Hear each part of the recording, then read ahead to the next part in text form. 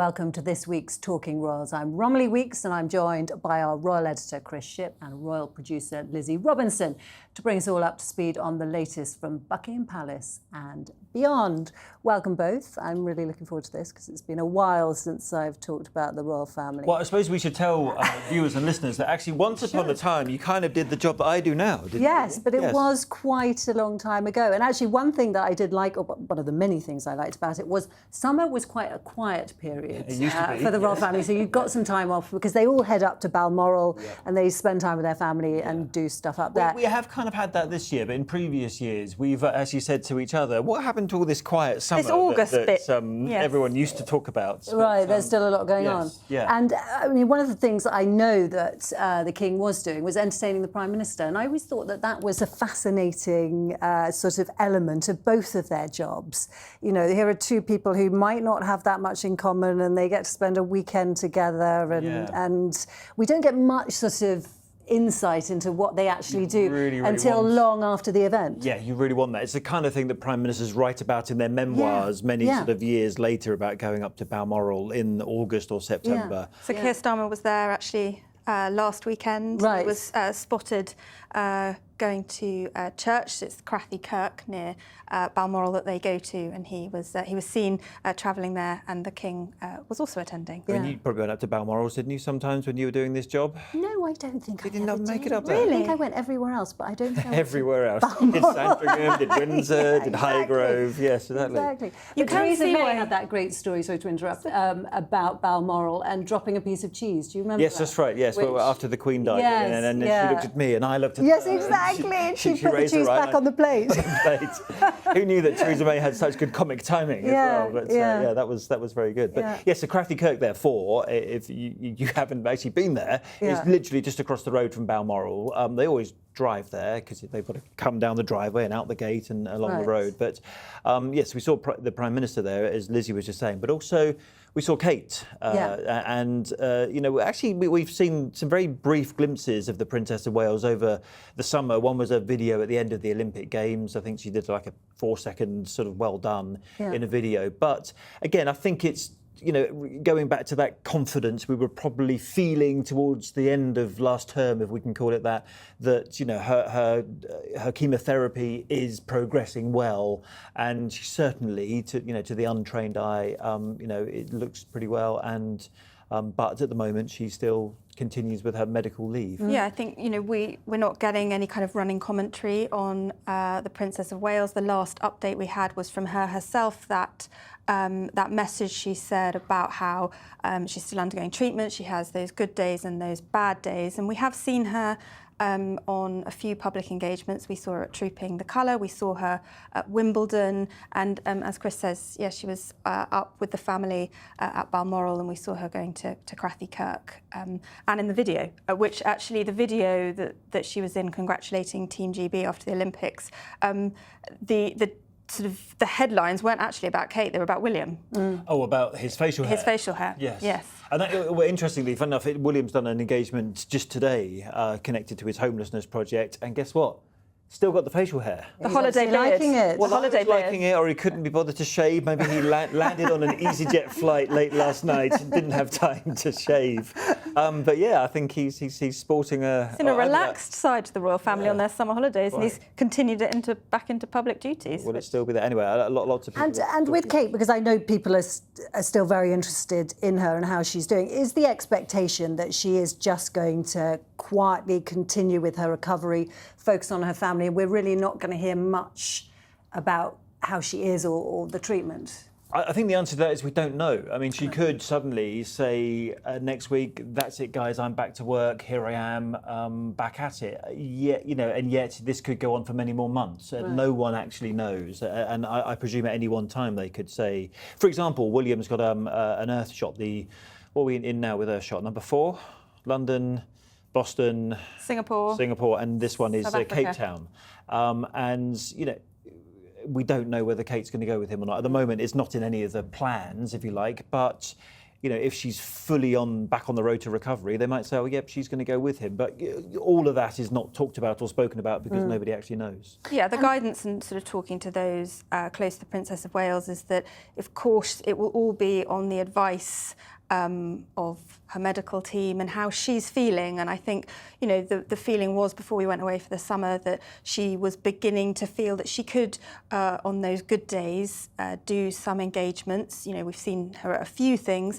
And perhaps as we go into autumn, if she's feeling up to it and her doctors sign it off, we may begin to see her out and about on some public engagements. But I don't think we're going to suddenly see, bang, back to work on a full stream of engagement. She is still undergoing that preventative chemotherapy. And, I think, as they've said all along, her health comes first. Of course, yeah, of course.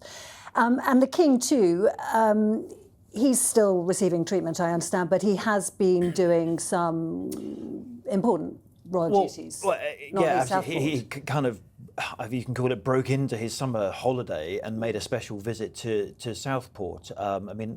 I was there, and it's actually the first time I'd been in Southport since the dreadful events that happened there. For anyone listening who doesn't know about it, it was the town in the northwest of England where those 3 young girls lost their lives.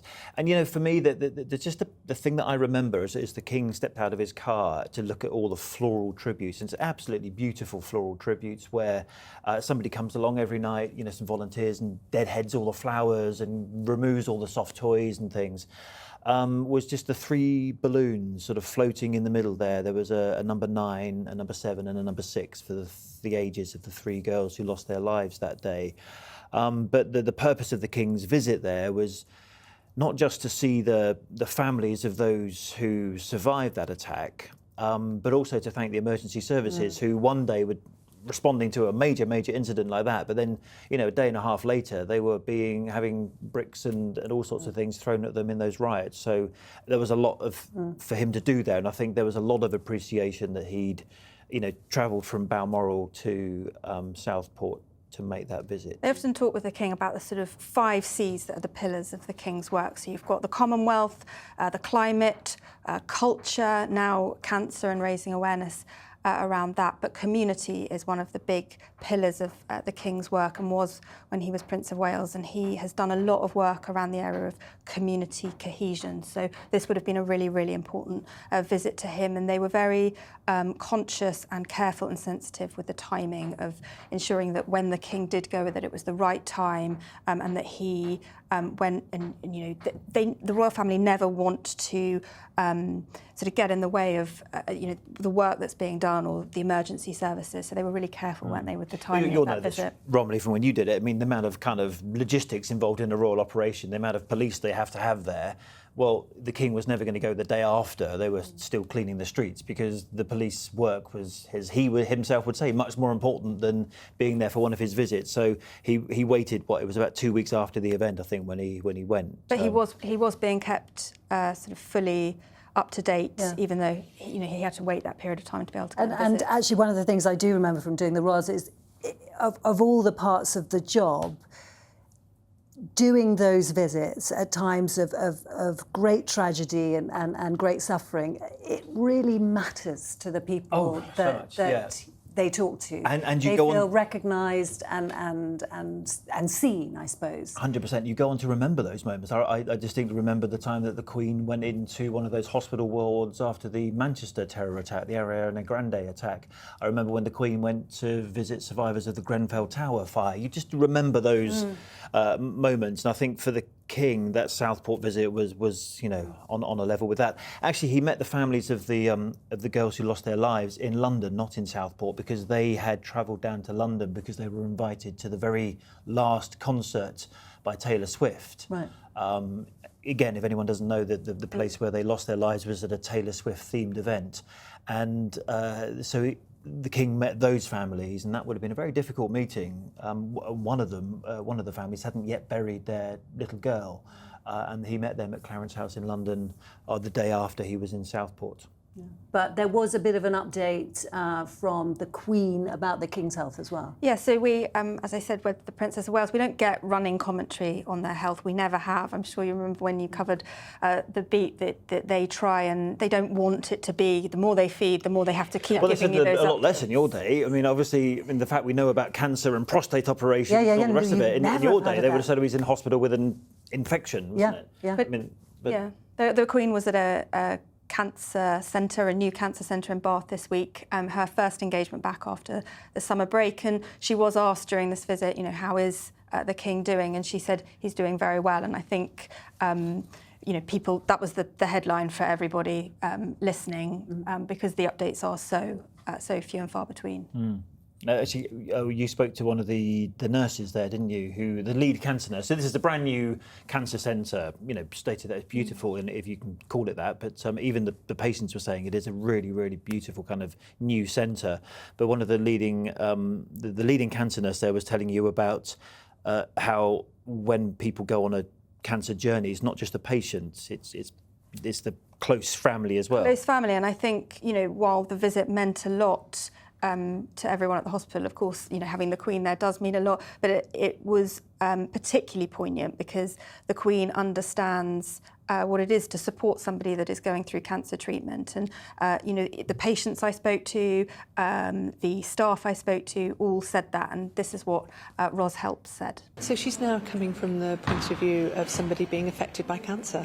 And as I've said earlier, it's not just the person going through the treatment, it's the family and the support around them that is also affected. And I think sometimes that's not really thought about in the whole patient's journey, that sometimes the focus is on the patient only, but actually families are affected. So she'll be at home supporting her husband in the same way as any other family are supporting their loved one. And also had, during the visit, the Queen met patients that were receiving chemotherapy, and we spoke after the Queen had departed to some of them about what it meant to them to have the Queen come and visit them, and this is what one of them told me.